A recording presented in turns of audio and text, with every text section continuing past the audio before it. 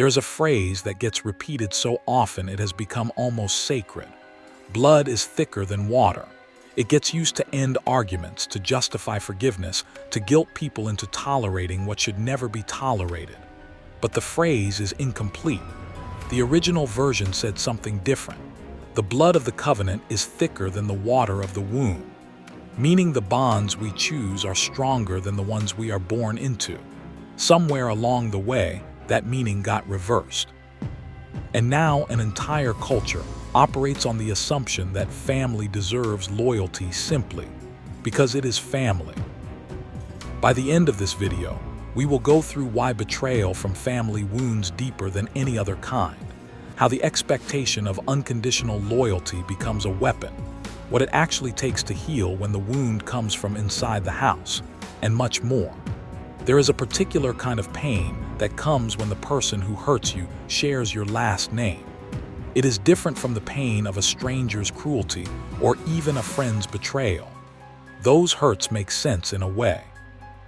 The world is full of people who do not care, but family is supposed to be different. Family is supposed to be the one place where safety is guaranteed. When that assumption breaks, something deeper breaks with it. The child who learns that a parent cannot be trusted does not just lose trust in that parent. They lose the template for trust itself. The sibling who discovers that rivalry has turned to sabotage does not just lose a sibling. They lose the belief that closeness means safety. Family betrayal rewrites the operating system. And the hardest part is that nobody believes it, not fully. Because the mythology around family is so strong that when someone says my mother did this or my brother did that, the response is almost always the same. But they are family.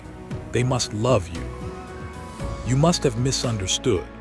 The isolation of family betrayal comes not just from the betrayal itself, but from the world's refusal to validate it. There is a psychological concept called betrayal trauma. It describes what happens when the person who harms you is also the person you depend on. The mind cannot fully process the threat because the threat is coming from inside the system that is supposed to provide protection.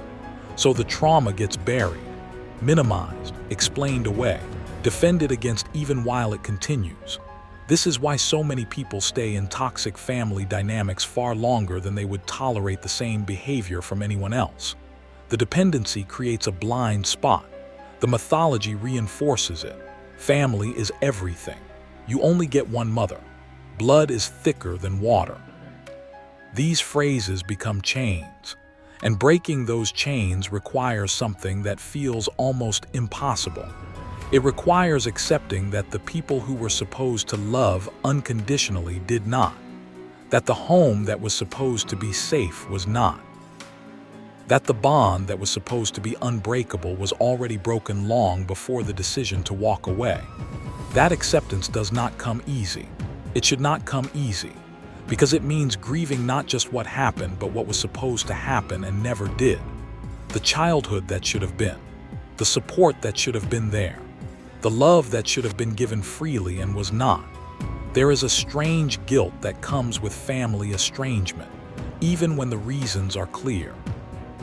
Even when the evidence is overwhelming, because the programming runs so deep that choosing self-protection over family loyalty feels like a crime. Society reinforces this. How can you not talk to your own mother?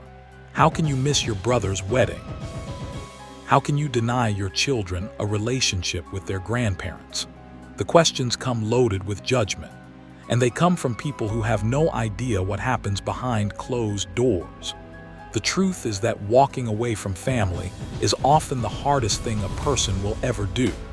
Not because the family is worth staying for, but because every message from childhood and every message from culture says that leaving makes you the bad one. But here is what those messages never account for.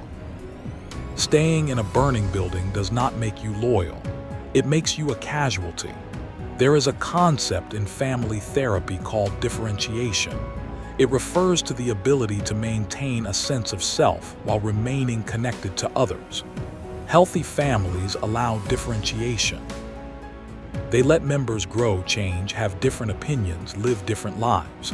Unhealthy families see differentiation as betrayal. Any attempt to become your own person is treated as an attack on the family itself. In these systems, love is conditional, loyalty is mandatory, and the price of belonging is self-abandonment. For the person who cannot pay that price, who cannot pretend, who cannot shrink themselves small enough to fit the role they were assigned, there is only one option: leaving. And leaving does not mean the pain stops. It means the pain changes. From the active wound of staying to the grief of what was lost, or more accurately, what was never there to begin with. Healing from family betrayal is not about forgetting. It is not about forgiving on command. It is about building a new foundation, one that does not depend on people who have proven they cannot be depended on.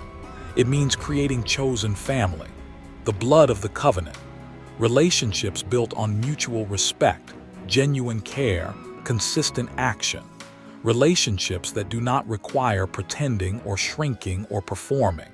It means parenting differently if there are children, breaking the cycle so that the next generation does not inherit the same wounds. It means finally understanding that the phrase blood is thicker than water was never meant to be a prison. It was never meant to justify abuse in the name of loyalty. The original meaning was the opposite. The bonds we choose can be stronger than the ones we were born into. And sometimes choosing those bonds means letting go of the ones that were only ever chains.